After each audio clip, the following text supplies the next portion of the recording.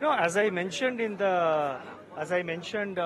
my speech, yes, for the first quarter this year, our projection was Reserve Bank's projection was 7.1%, but actual number which has been given by the first advance estimates given by the National Statistical Office is 6.7%. Now, obviously, 6.7%, would give an impression that, it is lower than 7.1, goes without saying. But if you look at the components of the GDP, the main drivers of the GDP growth, whether it is consumption or it is investment, or from the supply side it is manufacturing, services growth, construction sector growth, I think all the sectors, the growth is 7% plus in the first quarter.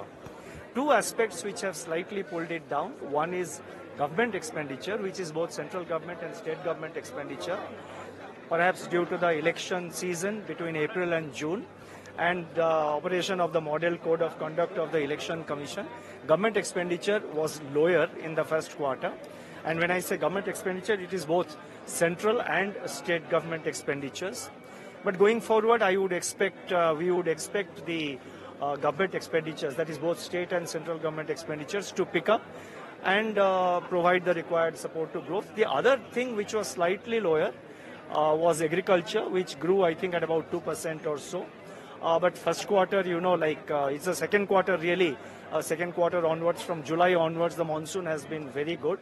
And now it has spread almost to all areas of the country, excepting, say, a few areas. So monsoon is good, looking good, and the agriculture sowing, crop sowing is looking very optimistic and, looking very positive.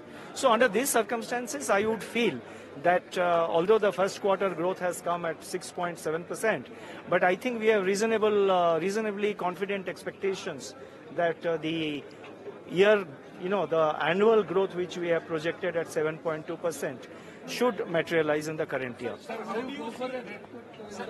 Rate cut I will not be able to say, because that